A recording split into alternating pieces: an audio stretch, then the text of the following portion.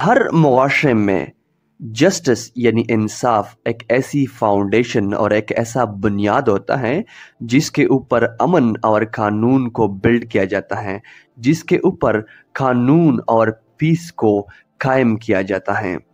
Justice یا انصاف ایک ایسا پرنسپل اور ایک ایسا اصول ہوتا ہے جو کہ تمام لوگوں کو فیئرنس، ایکویلٹی اور اکاؤنٹیبلٹی کی ضمانت دیتا ہے۔ جسٹس صرف یہ نہیں ہوتا کہ کسی ایک لا کو انفورس کیا جائے، بلکہ انصاف اور جسٹس کی اہمیت ایک لا کو انفورس کرنے سے کہیں زیادہ بڑھ کر ہے، بلکہ جسٹس یا انصاف ایک سوسائٹی کے تمام ممبرز یا ایک سوسائٹی کے تمام انڈیویجول کو ایکولی بیسک رائٹ اور فریڈم کی مکمل گارنٹی دیتا ہے۔ جسٹس اس بات کی بھی ایشورنس دیتا ہے کہ there is no one above the law، کہ قانون سے کوئی بھی بالا تر نہیں ہے، قانون سے کوئی بھی above نہیں ہے، تاکہ معاشرے میں جتنے بھی لوگ، جتنے بھی انڈیویجول رہتے ہیں، ان سب کو ایکولی ٹریٹ کیا جائے regardless of their background and regardless of their status۔ Pakistan بہت سے کرائسس سے گزر رہا ہے اور کچھ دن پہلے ہی اسلام آباد ہائی کورٹ کے 6 ججز نے ایک لیٹر سینڈ کیا ہے to the supreme judicial council of Pakistan.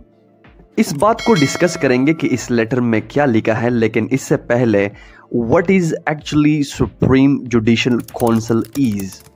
Supreme judicial council Pakistani عدلیہ کا سب سے بڑا اور سب سے پاورفل ادارہ ہوتا ہے۔ سپریم جوڈیشل کونسل میں وہ کیسز سنے جاتے ہیں جو کہ ججز کے اگینسٹ مس کنڈکٹ کیے جاتے ہیں۔ مطلب یہ ہے کہ اگر کوئی عام بندے کے ساتھ کوئی زیادتی ہوتی ہے تو وہ عدالت جاتا ہے، لیکن اگر عدالت کے کسی جج کے ساتھ کوئی زیادتی ہوتی ہے تو وہ سپریم جوڈیشل کونسل جائے گا۔ سپریم جوڈیشل کونسل کے کمپوزیشن میں 5 جج شامل ہوتے ہیں یا یہ 5 لوگوں سے بنتا ہے۔ Number 1، the chief justice of Pakistan, Pakistan کا چیف جسٹس۔ 2 سینئر ججز of high court and 2 senior ججز آف سپریم کورٹ۔ ان 5 لوگوں سے سپریم جوڈیشل کونسل بنتا ہے۔ اب یہ خط جو 6 جج صاحبان نے سپریم جوڈیشل کونسل کو بھیجا ہے، یہ ایک بہت بڑا خط ہے، لیکن اس کو سمپل ورڈ میں سمجھنے کی کوشش کرتے ہیں۔ بیسیکلی اس خط میں یا اس لیٹر میں ڈائریکشن مانگی گئی ہے کہ اگر کوئی بندہ یا کوئی ادارہ اگر جج صاحبان کو بلیک میل کرے تو ان کو کیا کرنا چاہیے۔ ان 6 جج صاحبان نے ڈائریکشن مانگی ہے کہ اگر کوئی بندہ یا کوئی ادارہ کسی کیس پہ افیکٹ ہونے کے لیے اس کے فیملی ممبر کو ٹارچر کرے تو یہ لوگ کیا کریں گے۔ اگر کوئی شخص یا کوئی ادارہ کسی فیملی ممبر کی کوئی ویڈیو ریکارڈ کرے اور اس کو بلیک میل کرنے کی کوشش کرے تو یہ لوگ کیا کریں گے۔ ڈائریکشن مانگی گئی ہے کہ اگر ہمارے فیملی ممبرز یا کسی ریلیٹیو کو اٹھایا جاتا ہے، اس کو کڈنیپ کیا جاتا ہے تو ہم نے کیا کرنا ہے یا ہمیں کیا کرنا چاہیے۔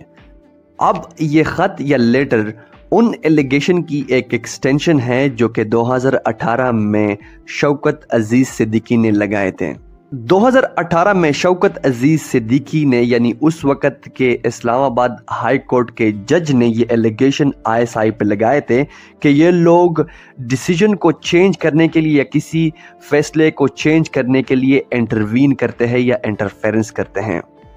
اور جیسے ہی 2018 میں ایک جج نے یہ ایلیگیشن لگائے، اس کو فوراً ہی اس کو اپنے آفس سے ریموو کیا گیا، اس کو اپنے آفس سے ہٹایا گیا۔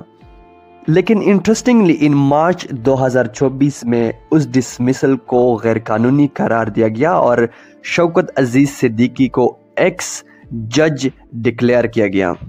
لیکن اب سوال یہ بنتا ہے کہ 5 سال بعد ایک جج کو جسٹس یا انصاف مل گیا لیکن اس کا کیریئر تباہ ہو گیا، اور دوسری بات یہ کہ جن لوگوں نے انٹرفیرنس کی تھی اس کو سزا ملنی چاہیے، ان کو سزا ملی ہے یا ان کو سزا ملے گی۔ دوسرا سوال یہ ہے کہ اگر ایک جج کو انصاف حاصل کرنے میں 5 سال لگیں گے تو ایک عام شہری کو انصاف لینے میں کتنا ٹائم لگے گا؟ And that's the reason Pakistan ranked 130th out of 142 countries۔ Pakistan کو 130واں پوزیشن دیا گیا ہے लॉ एंड रूल के इंडेक्स के मुताबिक, क्योंकि पाकिस्तान में कानून या इंसाफ बहुत स्लो एंड स्टडी है, इसलिए पाकिस्तान का मुकाम या पाकिस्तान की पोजीशन जो है वो 130वां है। रूल ऑफ लॉ इंडेक्स में पाकिस्तान का स्कोर 2015 और 16 में 0.38 और 0.38 था।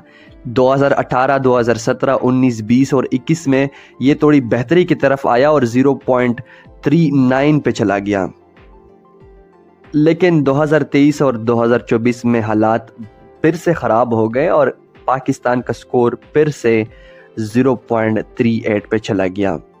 पाकिस्तान की अदालतें और पाकिस्तान का इंसाफ दिन ब दिन कमज़ोर होते जा रहे हैं, लेकिन इस मामले में देखते हैं कि क्या पाकिस्तान की अदालतें इस खत के मुतालिक हाई स्कोर करने में कामयाब हो जाते हैं या मसला वही का वही रह जाएगा।